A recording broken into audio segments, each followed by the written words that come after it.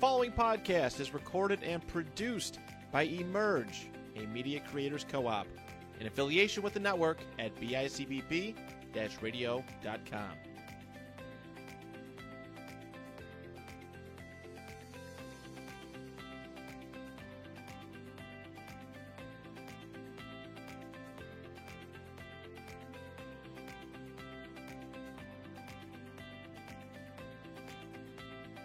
Welcome to Growing Business and Community, a podcast with the Upward Niagara Chamber of Commerce. I'm president of the Chamber, Jennifer Pauley, and this is our second episode. We're so excited to have you with us.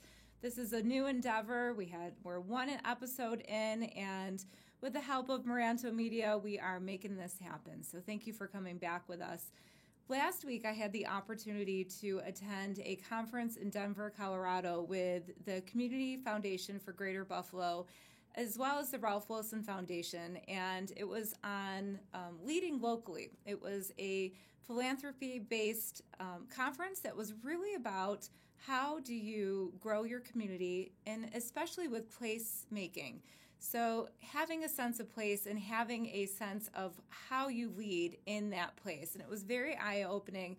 I had a great opportunity to meet a lot of different people. Look for that information on our website. I'd really delve a little bit deeper into how we were able to network and learn about opportunities for our communities and what I was able to bring back to our Chamber of Commerce. So look for that info coming up. I just wanted to share a little moment about that and the opportunities I was given. Very, very great experience and very honored to be able to have been asked to attend. But today we have a guest, and I'd like to welcome Ron Ottman, who's the president and co-founder of the John Fiore Foundation. Thanks for joining me today. Thanks for having me, Jennifer. I appreciate it. This is going to be a little bit easier because last week when I had the first episode, I had to do this solo. And so it's so much easier to have this today with one of our members, and actually the John Fiore Foundation is one of our growth members, so one of our higher supporting members of the Chamber, and we're so appreciative of all that you do, not just for the Chamber. You know, you just bring a lot of insight and a lot of hope to the Chamber, to our membership, but also for the community at large. You've touched a lot of different organizations, a lot of different people, and you just do good work. So tell me a little bit about the John Fiore Foundation, about the mission, and, let us know. There's a lot of people that may not know the good works that you do. Yeah, we're a pretty small organization, and again, thank you for having me.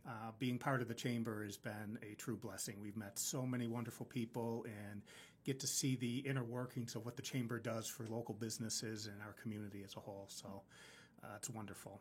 Thank you.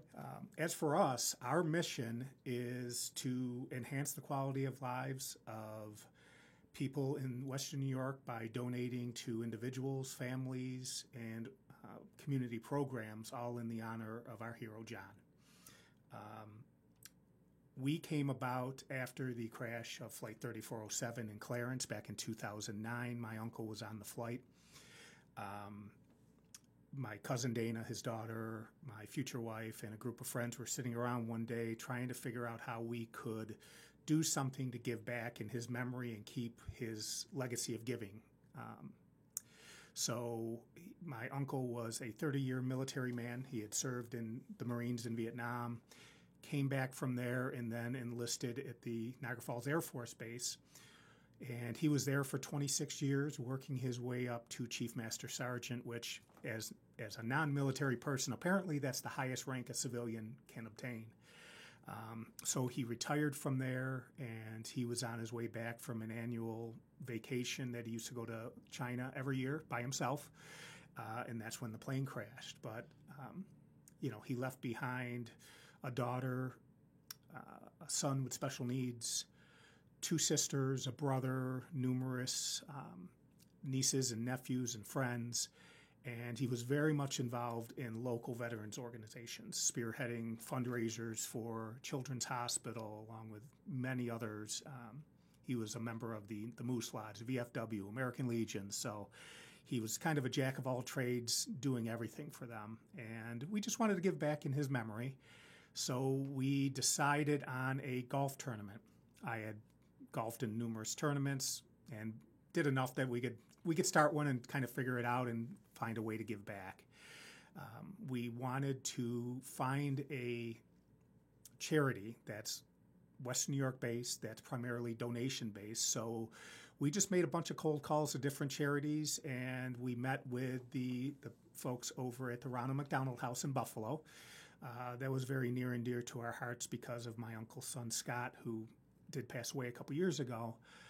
But he had spent time at the children's hospitals, and we learned what the Ronald McDonald House does for families and children. So reluctantly, they said, sure, use our name in a golf tournament, not knowing that previous years they had been burned by numerous places by just using their name. They took a leap of faith with you. They just knew something good was going to come They out had of their this. guard up, and rightfully so. That first year, we raised $12,000 in 2010. And since then, we have raised over $277,000 just for the Ronald McDonald House alone. That is amazing. So, and we've built, tremendous partnership with them. Definitely that leap of faith, and look what happened, Yep. after all these years later, and Yes. the amount of money that you've raised for them. That's Yeah. amazing partnership to have. They are a wonderful organization. I know we've had experience with the Peach Queen program that I run in volunteering there, and the work that they do is important. And I love that you chose them as the first, your first kind of organization to give to. Yeah, they, we did a lot of research. We didn't want somebody, that gets a ton of funding, and, they are 90% of everything that comes into them is donation based and goes right to their programs. So, it was at that point it was a no-brainer for us. So, we built a long-lasting relationship with them along with others. So when you started the tournament, what started first, the 501c3, the organization that you are now today, or the tournament? The tournament. So And then this it grew. went on. Yeah, we kept growing. We started at High Park Golf Course. My uncle and all of us, our board, as we are now, is myself, my cousin Dana, who is our vice president, and my wife Diane, who's our treasurer and secretary.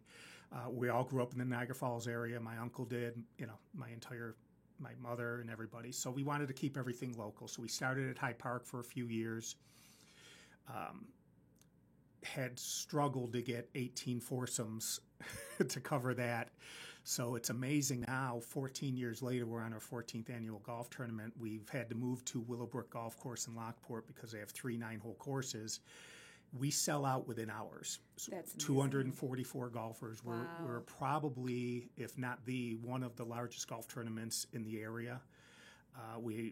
Because we just have a tremendous following. Our the people that believe in us and our mission just keep supporting us, and we're just blessed to have them. And this is 14 years later. When is the golf tournament this year? This year it's August 12th. It's always the second Saturday of August at Willowbrook Golf Course out in Lockport. It's a long, long day, especially with 244 golfers. So we tee off at 12 noon, and we're done. We probably get home about 9 o'clock at night. But there's other things that are in addition to golf. It's not just golf. So there's things that are open to the public. We have a basket raffle. We have a wheelbarrow of liquor that's raffled off, where there's actually 4 different winners. That benefits somebody every year that's a local person going through struggles. This year it's a Lewiston resident, our friend Tina Molinaro. She's battling late-stage cancer. So we've been fundraising for her for months now, and it's through all her struggles, it's an inspiration to see her attitude and her zest for life. As they say, living your best life. She is certainly doing that in spite of her challenges. Right. And then we also have a DeMar Hamlin Buffalo Bills framed and autographed jersey that we're raffling off. This year's tournament proceeds, along with the jersey, will go to Ronald McDonald House and Western New York Heroes.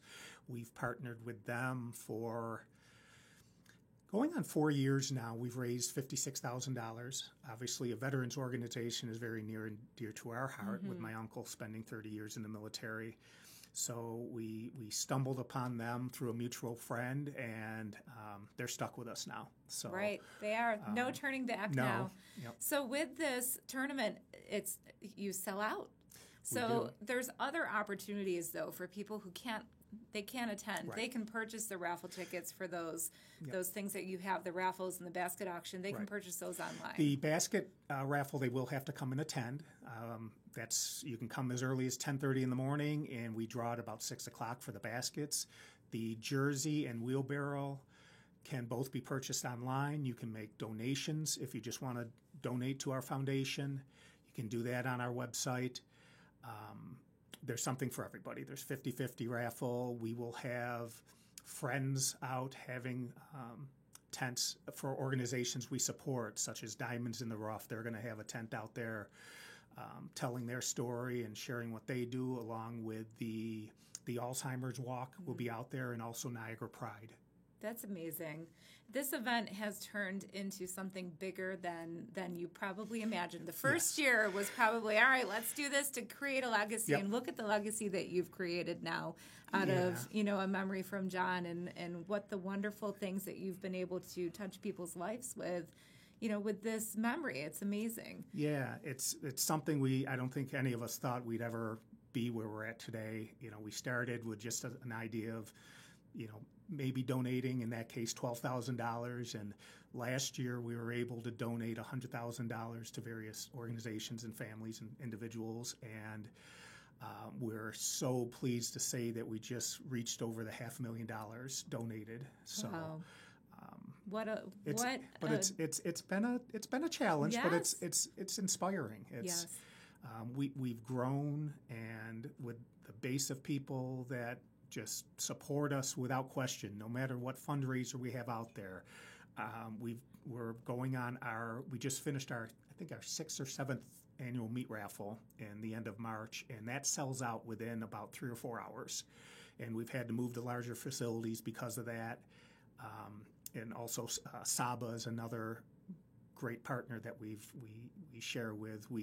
Part of our meat raffle, we donate to Saba our surf and turf raffle in the cooler, and we've donated to $20,000 to them over the last 2 years. Oh wow! So, and the kids, are they able to come to that meat raffle? They don't, because we're so sold out, and there's not a whole lot of space. But when we go to make the donation, it's at their facility, and we see them skating. We've been to their gala, and my stepson, who has cerebral palsy, that's how he learned to walk, is by skating with Saba. Mm-hmm. So, and my cousin Scott also used to skate in Saba. So it's amazing to see the athletes and what they do. And this year was great because the gala, normally they have it at the hockey, the KeyBank Center, and the kids are out skating.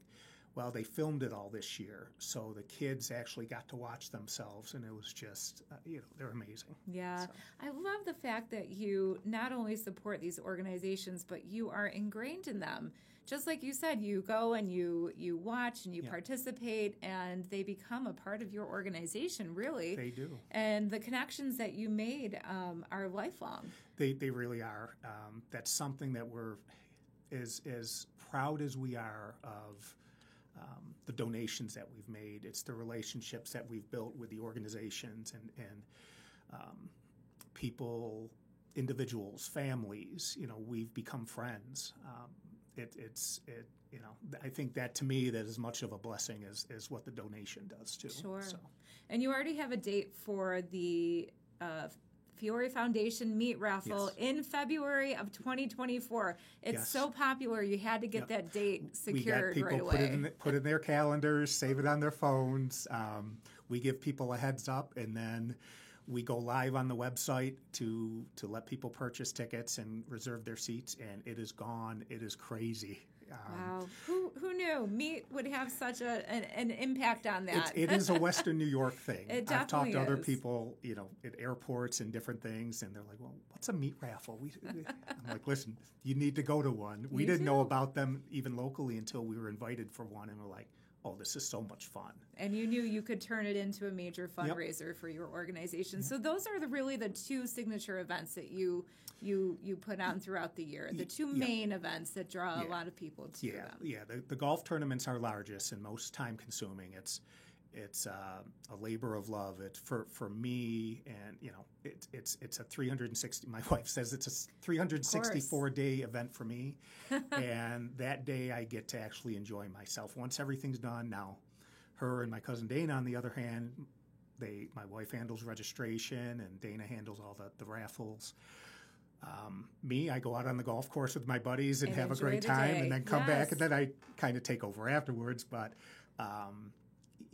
those are our two major. But during the course of the year, we have numerous fundraisers for various things. So we got a lot going on. When you had this first tournament and you knew you had something going on, how hard was it for your group of volunteers to turn this into a 501c3? Because you knew you had something and you wanted to extend that legacy and have it long term.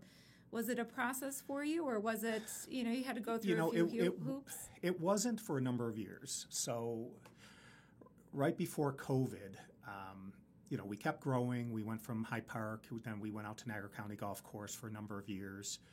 And then it got to a point where we were growing so large as a golf tournament. We were using their putting green as the 19th hole to try to expedite the day.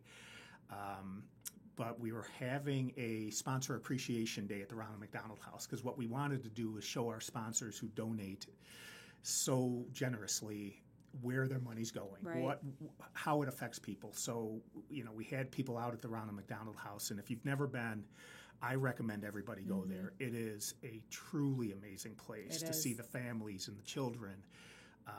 And you can truly see the impact of where your funds are going to. It's making a huge difference. Yeah, one of the things that really opened a lot of eyes is that when we had that, shortly before that, part of our donation was to create a suite for families.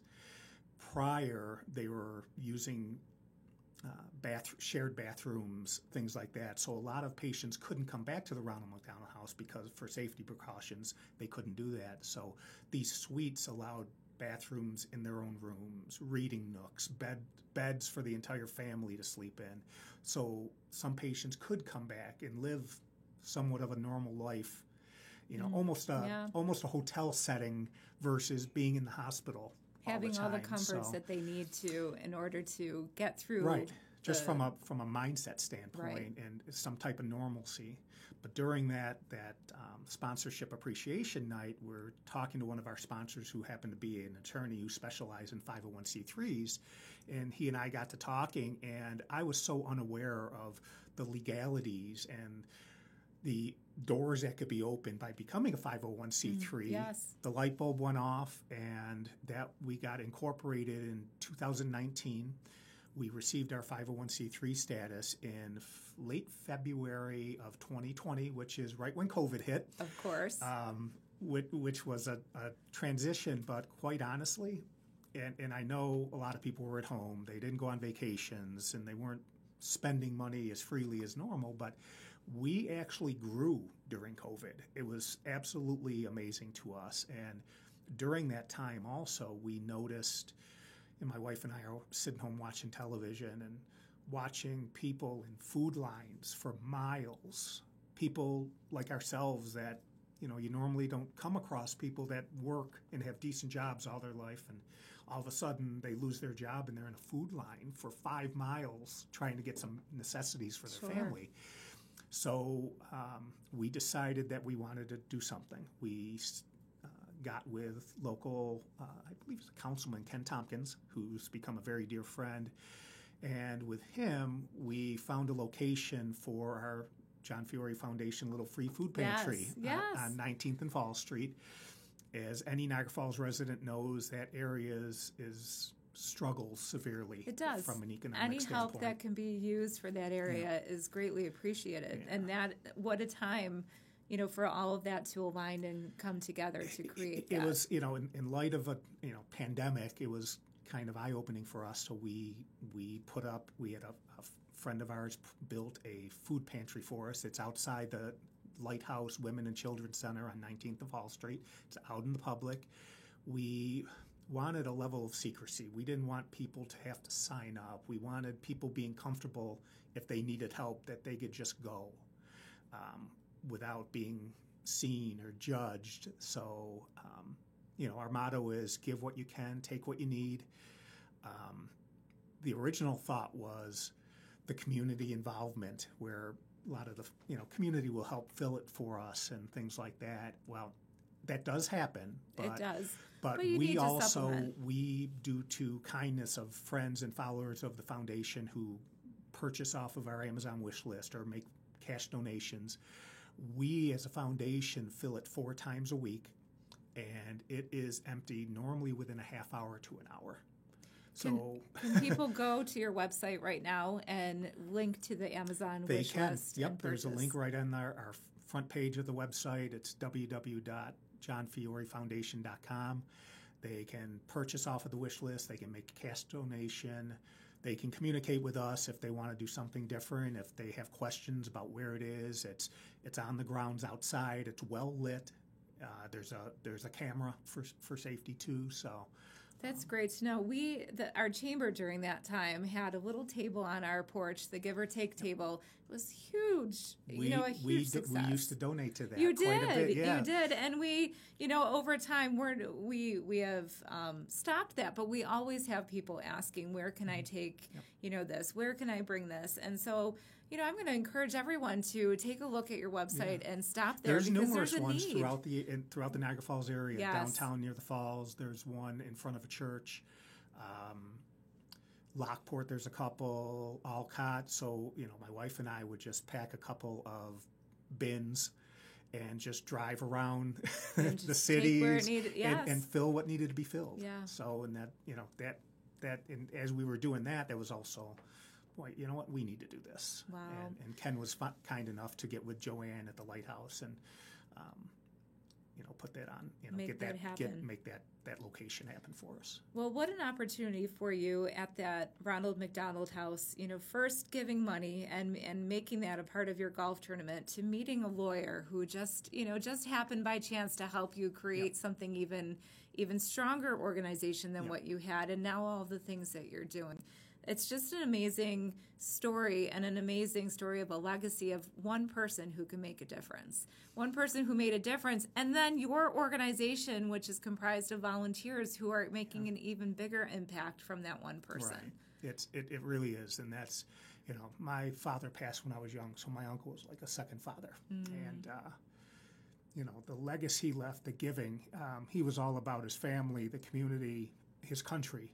So, it was important for us to carry that legacy on. And, oh, God, none of us take a salary. This is all, volunteer work we do. We all have full-time jobs and lives and families, but it's become from the heart. Another life from us, yeah. Yeah, and it's, definitely. And then when we see, as my wife and I, we constantly are involved with the families of Flight 3407 and going to D.C. and fighting for airline safety and seeing what those families went through, similar to our families. And it's important to give back. And, it's a lot of turmoil in our country, in our area. And but, there's so much good that doesn't get talked about. And we appreciate the time today to be able to share our story. I'm so happy that you did share it, because the work you're doing is admirable. And not many people can do it. And the lives that you're touching, you're going to make that impact carry on and on and on, and that's just an amazing thing. We hope so. Dear friends of ours out in Rochester who are huge supporters of ours, they're just, along with many others, but they worded it probably the best that we can. Not everybody has the time or energy to do, to actually do the doing, or to make the phone calls or do those things, but they call us the vessel. We're their vessel of where to give to. They know where, we're very transparent. Everybody knows where your money is going, but without the support of the community, out nationwide for our golf tournament, we have friends that come in from Florida, South Carolina, Minnesota, all over the country. They come in just to support us. And right. I don't think there's a better compliment. Exactly. So it is sold out, the golf Yes. tournament, but there's still sponsorship opportunities available. Yes, yeah. And that's important because that makes this golf tournament be able to support the golfers and have them have a memorable time and something that they want to come to every year. So sponsorship opportunities are available on JohnFioreFoundation.com. And then because I need to get the ticket, when does the meat raffle ticket go on sale? Normally after the first of the year. All right. So we have a lot of other things going on. Of course. We purchase, we do fundraisers for Christmas gifts. We do a lot of Christmas gifts for New Directions out in Lockport or Wyndham Lawn, for Kids Escaping Drugs, for various entities. And we try to space it out because we're not, we're a family charitable foundation. We weren't endowed with money. Our money comes from fundraising and the generosity of our community. Sure. So we try to space it out because we know we are constantly asking That's people okay. for money. Keep asking. Keep asking. If you so- ask, people will give. And so you have things throughout the entire year. These two events are major events and major ways to bring in some funds, but there's opportunities throughout the entire year for people to give. Yeah. And I think that's something that's important to remember. There's always opportunities to be able to do something more. Right. So JohnFioreFoundation.com. Ron, I'm so happy that you had a chance to come here today to talk about the foundation and just the work that's being done. I learned a little bit more today. And, when Ron and Diane came into the office the first time I met them, I was just in awe of the work that's being done. And now I'm even more in awe if that could be even more possible. Just because the lives that you touch and how meaningful it is. And I can tell that it's something meaningful to you, but it also means the world to the people that you impact as well. Yeah, it really is. It's a labor of love. We become friends, people that we've never met before that are now some of our closest friends through the donations that we've made. But, at the end of the day, we don't exist without the generosity, kindness, and support of everybody who supports us. So we are forever indebted to everybody who supports us. Oh, gosh. Well, thank you so much for being a part of this today. You definitely are making the difference and definitely helping to grow the business and community. And it's something that is important. And the legacy is true. The legacy is there. And we're so happy to have known you. Oh, it's my pleasure. And thank you so much for for having me here. It's tough being a 3-person foundation, getting your name out there. We don't have large corporations knowing about us. So getting our name out there and telling our story, we can't say thank you enough for that. Yeah, definitely. Well, thank you for being our guest today. And thank you for joining us on Growing Business and Community. If you want to find out more about the John Fiore Foundation, go to JohnFioreFoundation.com. There's plenty of opportunities to help and support. And again, this podcast is part of the Upward Niagara Chamber of Commerce. Thank you for joining.